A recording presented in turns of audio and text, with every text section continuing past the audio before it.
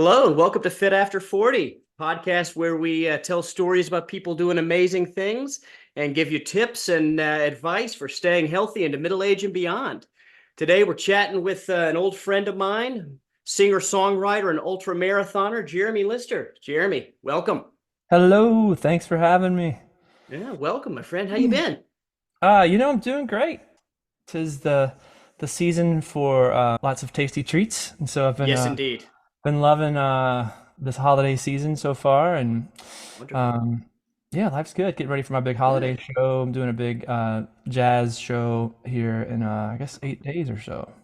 9 days, 8 days. What That'll is be it? fun. Yeah, City Winery. It's going to be like an 11-piece jazz group, and yeah, I'm very very excited. It's one of my favorite shows of the year. Very cool. I wish I were going to be there for it. I'm coming down the second week of January, so hopefully we can link up and go for a run then. Yeah, I'd love that. It'd be great. So, Jeremy, you and I have been friends for about 20 years now. And when we first met, I don't think either of us were really doing any running. So, something changed in between that and your first 100 miles, didn't it? A little bit. I don't know. Things slightly Yeah. change. So, tell me how you started running. I'm known for taking things to extremes. If I enjoy something, I am can I speak freely, or should I no cursing allowed? And I don't know Wouldn't if have it any other way. legal. Speak Okay. freely. Yeah. No, I forgot what I was going to say, but anyhow. That's right. No, I take things to the extreme. Yeah, the same was I think by the time we met each other, that was right when I moved to Nashville. Um, I liked alcohol and drugs Okay. quite a bit. Um, and they were actually quite, I had some really good times. I think me and you had some really good times. I But don't remember all of them, but I think that's true. don't remember all of them. But as these things, too much of a good thing can go the other direction. And so yeah, now I've been sober for, gosh, it'll be 8 years, and I'll be 9 years, sorry, in April, which is wild. That's awesome. Yeah, but I started running shortly after I got sober in 2015. I could tell you the whole story that got me there. That would probably be a whole other podcast. But Yeah.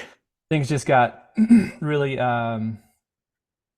really dark at the end there. I'd kind of painted myself into a corner, and I was like, how did I get to this place? Like where I'm dependent on drinking. I would have to drink around the clock, or I was getting the shakes and in Oof. and out of hospitals. And I was just at the point I got there, I was like, I don't know how I got from just being normal me to here, but it happened. And so came home and went through a 3-day gnarly detox, dry heaving, throwing up, Oof. shaking. Really should have gone to the hospital for that, but I lucked out. I encourage anyone who's detoxing from anything to please go get help, because it can be very dangerous. But when I was doing that, I put on a Ken Burns documentary at the beginning of my detox, and it was the national parks documentary he did. And so I was just shaking like, oh my god, I'm gonna die. And then like I'd look over and see the beautiful redwoods off the coast of California. And then I would dry heave for a while, and then I'd look over and the amazing vistas and the rock faces of Yosemite. And then and then I would shit myself, and then I would go and look, and oh, there's Yellowstone, look at the waterfalls. And so I was like, I want to be in that world and not in this world anymore. And I kind of made a decision there. I was like, if I live through this detox, I'm gonna go see the world. I'm gonna go hit all the national parks because this looks amazing. It looks a hell of a lot better than what I was going through at the time. For And sure. so yeah, I lived through it. And let's see, now I'm at 34 that I've fit since then. I've done some big races in a couple of those spots. And I guess about 8 months after I quit drinking, I was a pack a day smoker for a long time. I mean, I started smoking cigarettes when I was a really, really young kid. I grew up in Mississippi. You got away with a lot of shit you couldn't get away with otherwise. Just going to the gas station and be like, "Hey, these are for my Right. dad," and get whatever you want. But uh, which is also another thing. I'm so glad I quit, because my granddad passed away at 56, I believe, of lung cancer, and Wow. um, having that in your genes. I'm hoping that I quit in time, but we'll see. I'm doing all I can to reverse things in the opposite direction. But so when I when I quit smoking, I tried the patch and it made me nauseous, and so I took that off. I didn't want to do like any gum or anything because I'd like Right. done other things. I just didn't like that stuff, and it kind of messed my stomach up. And so every time I wanted a cigarette, I opened my front door. I lived over off Electric Avenue in 16th, right by Shelby Park at the time, and I would just run as hard as I could down the street. Just, I mean, until I almost threw up, and I would stop. Be like, okay, I don't want a cigarette anymore, and then I'd walk back home. And then later that day, I'd start craving a cigarette again, and I would do the same thing. I would just take off and run as fast as I could, and then I made it like half a block, and then okay, I don't want a cigarette. So I'd come back home and then I kind of repeated that.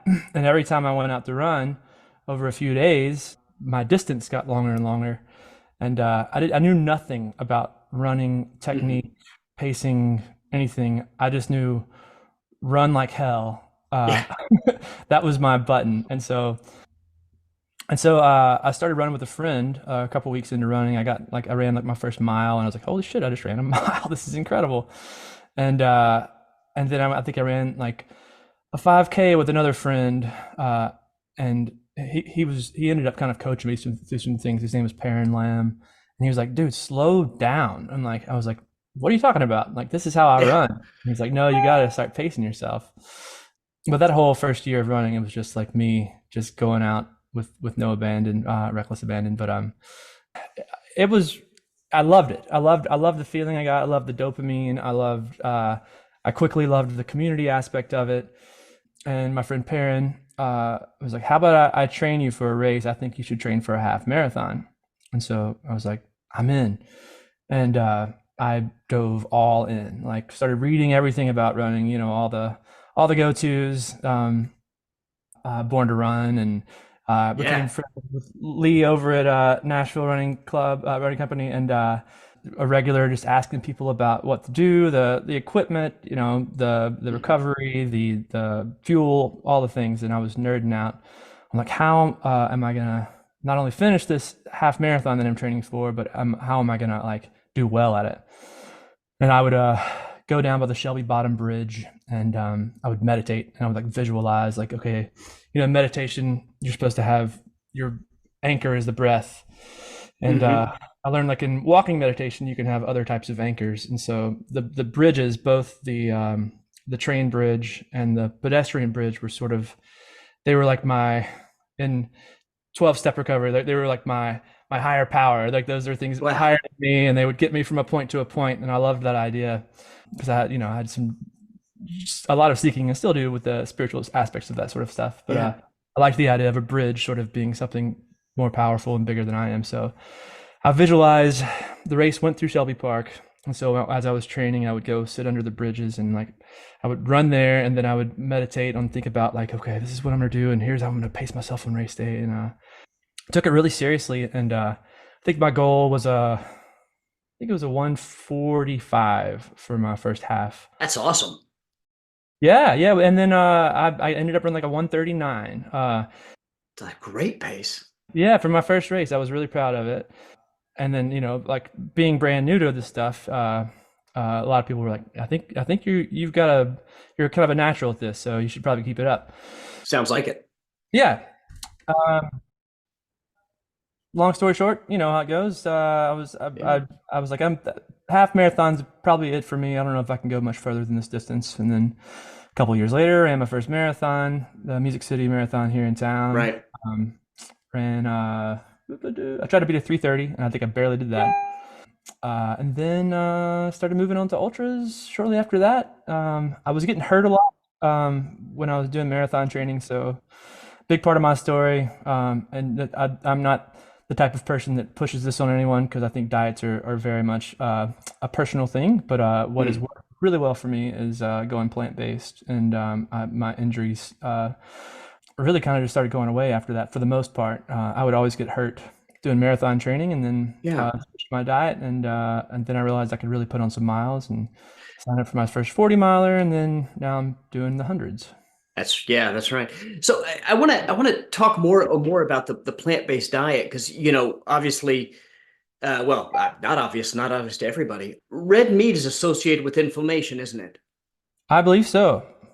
And did you find that when you went plant-based, the inflammation in your body improved? Did you talk about that? Talk about recovery. How Yeah, did you feel after a run when you started eating that way? absolutely. It was a slow build for me. I think I went all in. My wife and I did this like veganuary challenge. It's kind of a hokey Hmm. name, but the challenge is you be a vegan for a month, the month of January. And I was training for my second marathon, and I was really hurt for that one. But I went and ran it, and I think that it was like the beginning of February. It was a downhill race in Phoenix. Hmm. It's like a Boston qualifier, and I was really trying to qualify, but didn't qualify. But I beat my previous record and on an injury, and I was like, okay, I'm just gonna see what I do if I keep up with this diet. At first, I felt the first month or two, I kind of didn't have adequate energy. Hmm. But then I realized, oh, I've got to really, because I'm eating a vegan diet, I need to make sure I'm getting all the right types of food. So I had to sort of dial in and eat Right. with making some good choices every day instead of just eating Hmm. what I wanted. Right.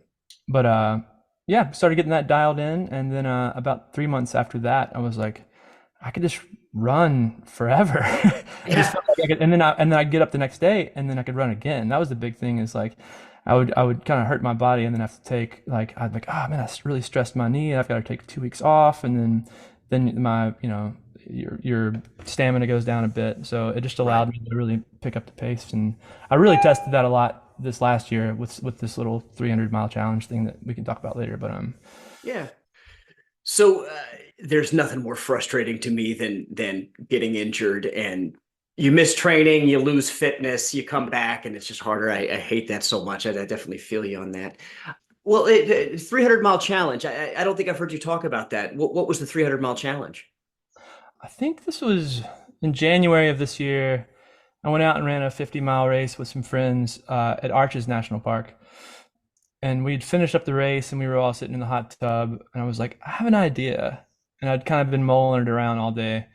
And I was like, what if we did this challenge that where it's like consecutive runs, like where you run for 1 mile and then you take an hour break, and then you run for 2 miles, and then you rest for 2 hours, and then you run for 3 hours, then you rest Mhm. for 3 hours, and keep going up until that number reaches 24, and that coincidentally equals 300 miles. So I'd forgotten about it, but like I had the idea, and I was like, I'm going to do Mhm. this in the summer of this year, 2023, and I had it in my calendar, and it snuck up on me, and I was like, oh my god, I've got to do this crazy challenge. But I'd blocked it off, and I'd blocked it off with work in advance and things like that, and I did it, and it was. I mean, it's 150 miles a week, and like the runs just It's get awesome. progressively longer and longer, and it was in the middle of June and very hot. It was quite the challenge. My friend Henry made a little mini documentary on it. It's somewhere Well, on that's social awesome. media. But yeah, I mean, there's a lot of people that do a lot crazier things than that for sure. But for me, I'd never done back to back miles like that, so Mhm. I wanted to test sort of how the diet was working for that, and just how where I was at with my my training, and it was cool. I did all that, and then I was like, I need to go ahead and run a 100 miler now because I'm trained for it, and I've been trying really hard to Yeah. break a 24-hour 100. So I went and signed up for the Beast of Burden Where is in that? outside of Buffalo, New York, along the Erie Okay. Canal, and yeah, and Cool. got my first sub 24. It was great. Yeah. So tell me more about that. That was actually my next question was to ask you about that ultra. So this was your first 100 miler this past summer, correct?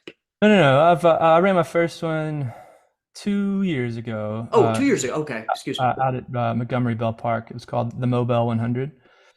Oh, And that was a journey, but yeah. got it done, and nothing like the first one for sure. And then I attempted another one last year in Arizona called the Stagecoach 100, where you run from Flagstaff to the Grand Canyon. Nice. Oh, Tony, are you speaking? I can't hear you. Sorry. No, I was just letting Chris talk there, but I've heard about that race. Oh, gotcha. Tony and I did the Grand Canyon last year Oh, as well, but nice. I have to do it around too. oh well, yeah. So Tony did rim to rim to rim, which That's on my list. oh yeah, Good So, time. yeah. I did out to Ribbon Falls and then back up, but highly recommend the Grand Canyon for sure. So tell me about this 100 miler you did last summer though. That was the one in Buffalo was this past summer, right? Yes, and quickly going back, yes, I would love to do the rim to rim to rim with one of you guys if you're Oh, up for it. I did that. I ran down to the Colorado River and back up, but that's the most I've done so far. And that the race last year, it was my first and so far my only DNF. I got to mile 70. I think I was in the top 10 of the race at that point. I oh was wow. trucking and I was feeling great. And then second half. I'd taken a spill at one point, and I was limping a little bit on my left side, and which made me change, like where I was placing my feet, and on the other side, and my back started hurting on one side, so I kind of had this Eeyore run where I was like trotting, and I was just getting more and more discouraged, and then as the temperatures dropped, quite significantly in the desert, Right. and then Yeah. by the by the I think around midnight, I was going so slow that I couldn't stay warm, and Right. at the previous aid station I'd left my jacket, and I was just shivering violently when I got into the aid station, and I was going hypothermic, and then I was I was so defeated at that point, and I called it, and they were like, my friend Jason Thinnell was like, "You're not calling this race. Go warm up." And then I was even like an hour later, I was still shaking, and he was like, Right. "All right, you want to quit? You can quit." Yeah. Um, but I Happens. mean, it's a great lesson. I am not one to quit things. uh, well, I mean, I've quit a few things in my life that have served me well, but it takes a lot to make me want to quit. All that being said, sorry, this is like a Tarantino film. No, please. Uh, Buffalo, Beast of Burden, went up there with my little brother, who's become a great runner as well, and my friend Chris Strickland. And it was a 12 and a half mile out and back. So you essentially do 25 mile increments. You run out. Okay. There's an aid station at the beginning, the other end of the line, and then there's one in the middle. And it started at 10 a.m., which is also an odd time, but it was kind of nice to get a little bit of a later time to sleep. But started it off, and it was very hot. I was not expecting it to be as hot as I was, and I was overheating, and I was really trying to work on doing some like zone 2, maybe Hmm. touch zone 3 running, at least the first bit to kind of most all my races, I go out and I push too hard, and sometimes I can push through that, but I didn't want to repeat my mistakes that I'd made the previous year. So I was slowing down, but I was still even slowing down, and I was getting up in the 170s in my heart rate, and I was like, this is not good. Close to your max. Yeah, well, I mean, just not. It was, yeah, like 10 for my max, and Right. just it was way heavier than it should be for 100 mile. Right. And I couldn't pee. Like first 40 miles, I didn't pee, which is not a good sign either. And I was That is not a good sign. Not at all. chugging water, chugging Gatorade, doing the electrolytes, eating salt and vinegar chips and Oreos. The good All the stuff. Alea. Yeah. Uh, and then finally the sun started going down, and I was able. I just chugged so much water, and I started getting in the rhythm a little bit. And then I was able, fortunately, to really kind of get with a steady pace after that. I was just doing like I think I was doing 7 and 3, so I would run for 7 minutes and then speed walk for 3 minutes and then run for Okay. 7 minutes, and then I would just, before you knew it, I was like, I kept looking at my watch, and I was like, okay, I just got to keep this pace, just keep doing 7 and 3, keep doing 7 and 3, and then the last 12 and a half miles, I was like, I got this, just don't screw anything up. So took a nice Yeah. leisurely pace into the finish, and I think it was like a 23:19, 23:17, something like that. But That's awesome, Nice. man. yeah, Congratulations. So thanks. the other thing that we kind of want to talk about, and you've touched on this quite a bit, and so I think that I think this will be a fun conversation. the kind of the spiritual aspect of running. You kind of touched on it with the meditation, bridges as your higher power. So, maybe you could talk about what you find on a trail that you didn't find at the bottom of a bottle. Hmm. Uh, Also find a lot of dopamine just on the Yeah, that's right. that. That's true. It's wonderful. I have ADHD and a couple other undiagnosed things, I'm assuming, and I believe that well, actually, I know for a fact that I don't get adequate amounts of dopamine. So I think I know that running really helps. It just sort of normalizes me. So on the scientific side of things, like I'm getting something in my body that I need to survive and thrive.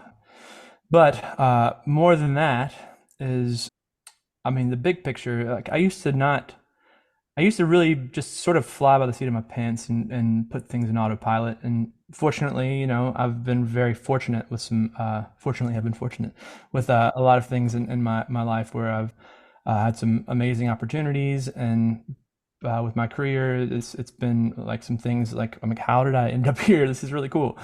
But I didn't really work as hard as I could have worked for some of those things. And running has been one of those things that is really implemented the long game with me. It's like, okay, if I do this today and then I do that tomorrow and I do that the next day and I keep repeating this over and over, then I'm going to reach this goal. And most of the time that works. And that's a pretty incredible feeling to just take those little baby steps and turn into a very, very big milestone. Then, I mean, back to meditation. Well, when I first got sober, I went to go see a meditation teacher. Like in the fine print of my Obamacare, I realized that there was a subsidiary company where you could go to for like health things. And so I was like, let's see what this company is. I was like looking into everything at that part of my life. And I found that company had like a meditation teacher. And I was like, oh, I really want to see this guy. And so I spent about 6 months with him, going to see him once a week and just teaching me about the different types of meditation and from walking and Vipassana and then metta meditation and then several other things like that. But we started walking together and he was just, explaining, just think about every time your foot hits, just being really present with the way it feels. And I started implementing that into my running. And honestly, it just came naturally. I think you can get into that groove, into that pace, where it feels like you can just run all day if you're at a good pace and, you're there in the moment. You're able to, I can either go in and like internalize things, or I can go out and like really kind of be a part of everything that's around me. When I first started running, I always wore headphones and I had some tunes going, and I'd heard a few people recommend like, hey, just try going without music, and that was a game changer. It took a little while for me to get used to it, but yeah, I mean, I love going out and just being in it. All that being said, if I'm training for an ultra, there are days that I do take my little shocks out and listen to a book or a podcast. If I'm doing 8 miles in a day, I'm sorry, 8 hours in a day. But yeah, it's a beautiful experience when I'm alone and either processing or just being a part of this rock that's flying through the Milky Way. Yeah. And so much of your story I can relate to. And I mean, even things with like alcohol and stuff like that. I was telling Chris right before we started this, like I actually probably quit drinking about 3 years ago. And the only reason I did is because even if I was just drinking a little tiny bit, it was like, well, I'd feel a little bit bad the next day when I was running. And it just wasn't worth it because the running is so much better than the drinking could ever be. So I just don't anymore because I don't want to ruin that experience at all. And Yeah. and when he was telling me your story and what you talked about so much about like kind of the spirituality of running, something I think about, and I don't know if this is the same with you, is I don't run to be in shape.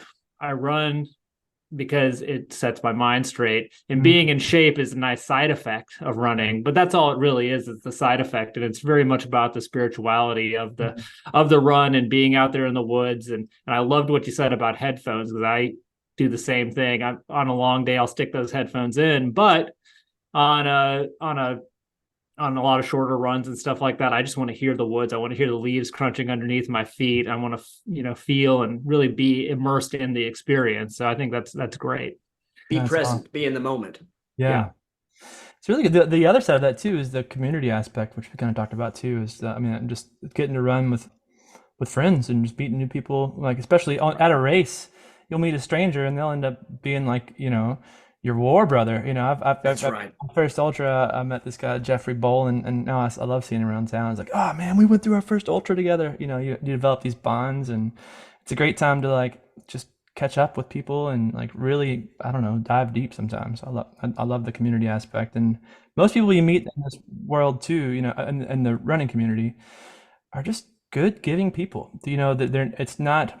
I believe I had the misconception that it would be just a competitive world, and it's like, okay, I'm gonna see how I can beat you, and it's no, come join me for this run. It's like people want to show up and just be a part of something to help someone else. I think the large majority of people do, and there are people that, and there's also a place for taking things competitively, but overall, even most of those people love the community aspect of this. You're a musician and obviously professionally, and that's where you are. But and so kind of researching you a little bit before we did this podcast, I listened to some of your music, and I felt like a lot of it was influenced by your running. At least, well, the Into the Wild song, of course, but also the song that really struck me was One Step. I was listening to that, and I was like, oh yeah, this is an ultra right here. This is exactly what he's talking about. Am I right? Absolutely. What's really cool about it too is it has dual meanings for me. It's also a song about recovery. And like just when I first got sober, like this mountain of all kinds of things, of debt and like of this rubble that I'd left behind in relationships, and a lot of my soul and spirit, like this big thing that I wanted to fix immediately, but I had to take it in small doses and just truck away one step at a time. But it very, very much is a parallel to like when you get into the pain cave in a long run, and you're like, okay, this is temporary. All I got to do is keep putting one foot in front of the next, and then all of a sudden I'll have gone another mile, and then that mile will turn into another mile, and then before you know it, we'll be done with this thing.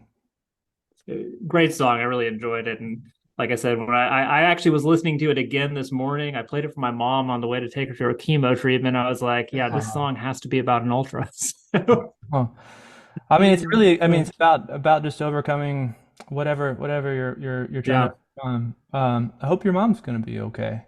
I appreciate that. Yeah. Yeah, I mean, Something that and I brought it up in other podcasts too. And did you watch Billy Yang's documentary he did when he ran Leadville 100?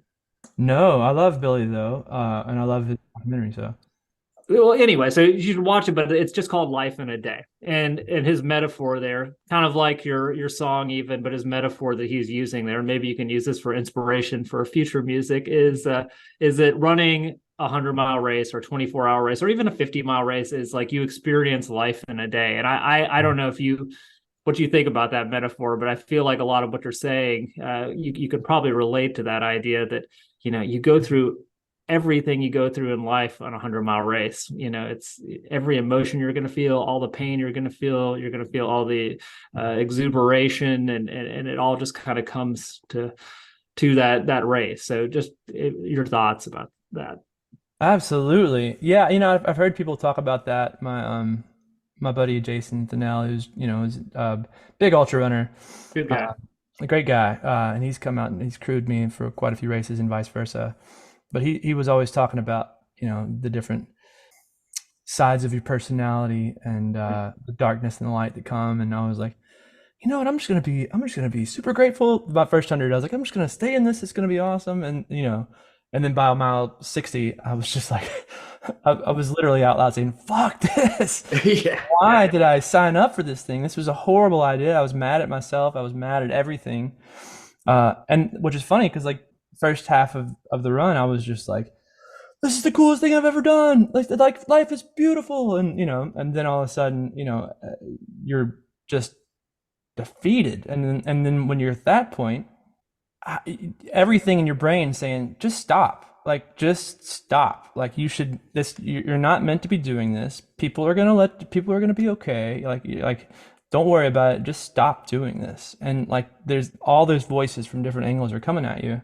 And you have to say, no, no, I'm just gonna keep moving. And a lot of times those are just micro goals. There's a red oak ahead. There's a light post ahead. I'm just gonna make sure I'm gonna get to that. And when I get there, if I literally can't go any further, then I'll stop. But if I can keep going, I'm gonna keep going. And then and then maybe you'll have a little bit of a hope, and then you'll take even a deeper dive, and you'll feel like this is impossible. I know, like in my first 100 especially, like there was a time where I really couldn't go any further, and I laid down. I couldn't form words, and I was worrying my crew and everything, because I was like, and I just kind of waved them off and laid down. My brain and everything was just shutting down. I'd been in a lot of sunshine that day too, but laid down for 5 minutes and set an alarm, and it got off. Had some coconut water and an Oreo, and I was like, let's keep moving. And I'm probably gonna cry thinking about it right now, but like the first time you finish a race of that magnitude, and as much as you work towards it, I mean, really, whatever you're going for. I remember the first time I finished my half marathon, it felt absolutely incredible. And the same thing for the first marathon. But I'll say the first time I finished 100, man, I just broke down, just started bawling, because you really go through every range of emotion, and You do. you get to see the dark side of yourself, and you get to see a lot of the light, and it's a beautiful experience. And I think that there's just so much psychological value to that too. The battle you have with your own brain, like you say, the first 50's cake, and then after that, your body's probably way better off than you actually think it is. But your Mhm. mind at that point has two sides, and you're fighting with it the whole way. But there's got to be some psychological value to putting yourself through that. Being able to Mhm. overcome that side of your mind that tells you can't, and then actually do it. Mhm. I wish we're all a bunch of nihilists. Yeah. Jeremy, I like what you said about setting the incremental goals. If you think about 100 miles, it's crushing. But if you think about just running to that tree, or just getting to the next curve, that's achievable. It really calls to mind kind of the one day at a time approach to Mhm. recovery, but also just to life. I think. Mhm. I think there's a lot to that. Yeah, absolutely. So, so you also mentioned that you put together a running playlist. Oh, well, not really a playlist. I've written a ton of songs that Nice. I wrote specifically because I was like, Mhm. these would be like rad songs to run to. Yeah. My friend Sam Bergerson, he Mhm. goes by Bergie, which is amazing.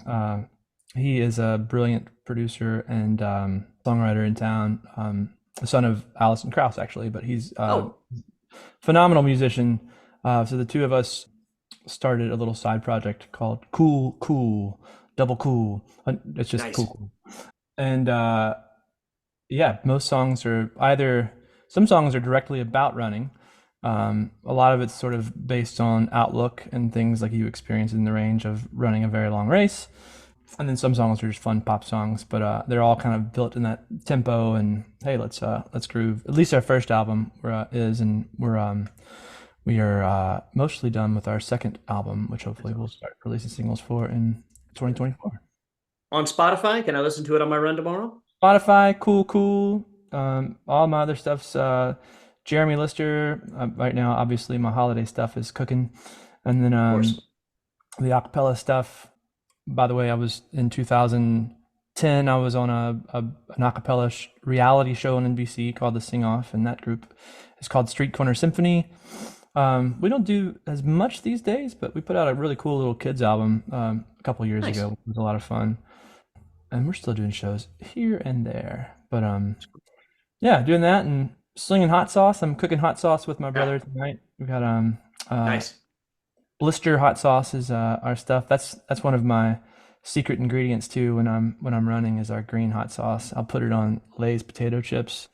Man, that gets me going. I can run really fast after that. I've been putting your hot sauce on everything lately. We just ordered I went up to Pittsburgh to see Jeremy play. When was that? Was that in August? I believe so, yes. Or September maybe? So Yeah. a couple of months ago, I'm on my third bottle of your hot sauce since then. So I'm going through Nice. about a bottle a month. Back on the sauce, buddy. You're back on the Deserves sauce. all the Yeah, accolades. yeah, yeah. That's awesome to I'll hear. bring you a bottle, Tony, when I come down.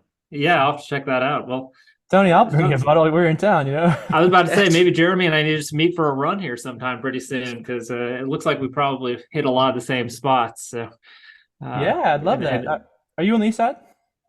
I'm on the west side, Kingston Springs.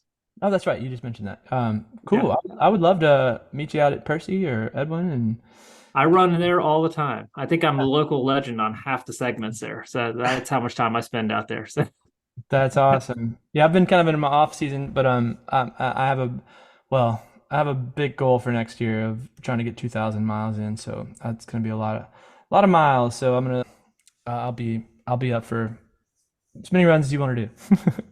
just 7 miles a day, right? 7 miles a day. Yep. yeah, it's a little over actually. I usually run about 2,000 a year, so it's a little less than that rather. It's like six Yeah. and some change. So yeah. Bite-sized goals. Bite-sized goals. Yeah. Yeah. I'll usually go really heavy for like periods, and then I'll take several Mhm. months where I'll kind of lay off of it for a while. But I'm not supposed to even be, my wife told me not to talk about this until next year because I think of too many things and I put too much on my plate. But I'm gonna put it out there anyhow. I have a goal, and I want to run across the country with a group Nice. of fellow musicians. And my little brother is also in, and he's a fantastic musician. But I want it to be a literal band on the run, and we start in New York, and we play a show, and we run to Jersey. We play a show, then we run, and we'll have a tour bus or an RV come along, and wherever we stop for the day, the RV will meet us there, and then we'll shower up and go to sleep, get up in the morning, run, and stop at all the cities we want to run to, and hopefully make it coincide parallel with a nonprofit and raise some money for some good folks. And this probably would be a 2026 goal, but I'm just putting it out there in the universe. If you are That's exciting. a musician that also would have the the luxury of running across the country with time and family and finances and things like that, just think about this, putting it out into the universe. That would be an Yeah, amazing that sounds like a lot experience. of fun. Yeah, we'll see what happens with it, but I love the idea. Awesome. Yeah, Chris has already committed, and we're going to try to push him through on this. He's going out to Rainier with us to run Wonderland this August, and so Yep. we're doing it in 3 days. So he's going to be running a 50K a day, 3 days in a row. Dang, that's impressive, So man. That's some serious stuff there. That's actually my goal for next year, is to run several stage races like that, because I think that's going to kind of get me more acclimated to doing those long runs every day like I would be doing if I was running across the country. So what's the race and when is it? this is not a race. So We're just taking, like we did with the Grand Canyon. We just getting a group of runners out, and we're flying out to Seattle, driving over to Mount Rainier in a 15-passenger van, mhm. and we're going to run the Wonderland Trail, which is the trail that circumnavigates the mountain. It's fantastic, beautiful trail. Awesome. One of the most beautiful I've ever been on. So it should be great. Yeah, I've only been to one peak over in Rainier National Park. I think it was called Crystal Peak, pretty sure. But yeah, absolutely beautiful trails. Some crazy elevation out there, obviously. It's going to be tough. Yeah, but I mean, oh my God, just so beautiful. And that was one of my first experiences with a true ice bath too. Was we were halfway down the mountain, and the friend I was with, and we saw, this runoff from where the ice water had melted into this little I guess, flat area between the two sections we were at, and hopped in, and it was like literally just like can't talk. This is too cold. But that's a whole other story. I've been ice ice has been everything, especially this summer.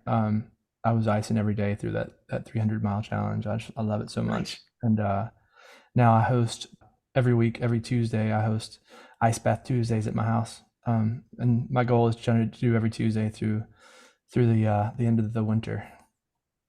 Very nice. Very Yeah. nice. Do you do that in conjunction with a run? Do you train and then recover with the ice bath, or? Yeah, if I'm putting on serious mileage, yeah, definitely. They work really well together. It's funny, I was talking to my gym trainer, my workout trainer, and he was like, it's not really necessarily his theory but he's read up about it's not good for building muscle, but it's great for inflammation and recovering though. Right, that's what I've heard. Yeah. That's awesome. Well, Jeremy, I really appreciate you taking the time, man. Yeah, for sure. I can talk about this stuff all day. It's like, Oh, I my know. favorite. Yeah. Yeah, I don't even know where this should go on the podcast because there's so many other things, but I don't know if anyone else would want to listen to. I mean, talking to you, we've got so many great adventures because we have just a fantastic trail running ultra community here, even in Kingston Springs, and I feel like you would love to do some of them. We're working on running a series called Brutes, which is the Blue Ridge Ultra Trail Endurance Slam. It is just a challenge somebody put out to run 5 of the iconic Blue Ridge trails over a year-long period. So we're going to try to do it in 6 months. Have you run SCAR before, the Smoky Challenge Adventure? Oh, I've heard really good things. I'd love to try that out. Yeah, it's great. It's a lot of fun. I mean, SCAR is one of the trails that you probably were familiar with, and Pitchell is on there, the Georgia Loop, Foothills Trail, and Massanutten up in Virginia. So, That's super cool. yeah, it's all. Yeah, we good gotta link stuff. up, man. Do some fun stuff. Yeah, You both need absolutely. to come next year. This year, NRC and my hot sauce company, we put on a 5K out at Cornelia called the Blister 5K, and it was it was a trip. We had about 60 people that showed up for it for its first year, which is not bad.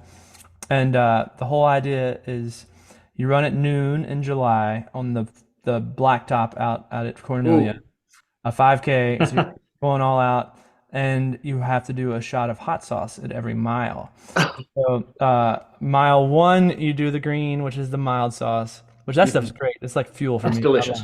But mile 2 is the original, and you're putting some spice in, and then at the very end you have this guy, our Carolina Reaper hot sauce. And it's Oh man. it's there was needless to say there was a fair amount of vomit, and then we had to call the fire department on 3 people, but everyone survived, which is good.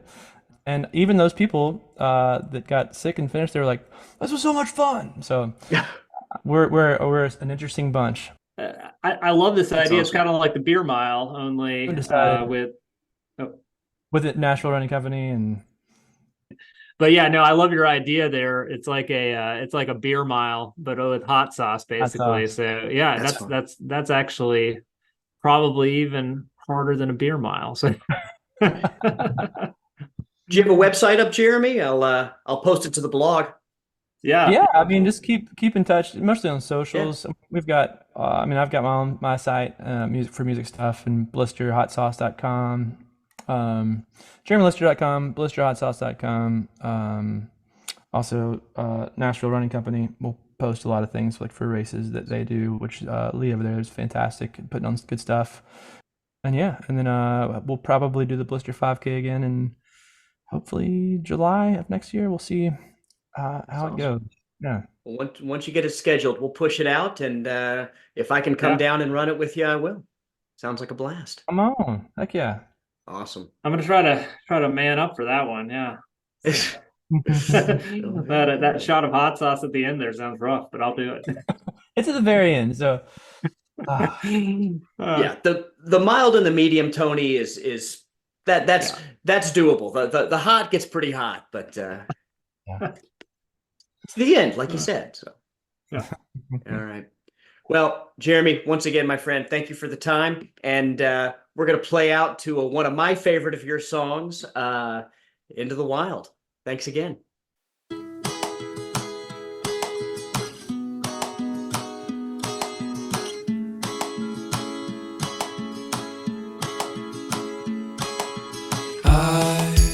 Want to see the world, 7 seas swirling, waves and open dreams underneath my wings, living in the now, ground up to the clouds, through the highs and lows, here we go into the